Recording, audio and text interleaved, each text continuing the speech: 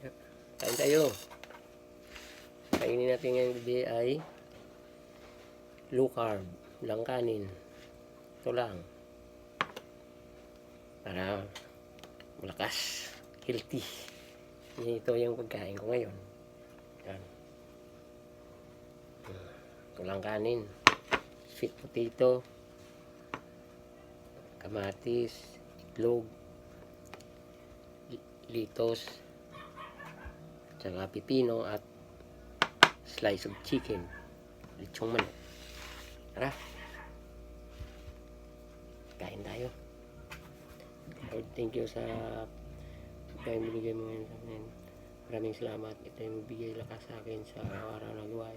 Thank you, Lord, sa blessings. Amen. Tara, kain tayo. Sweet potato.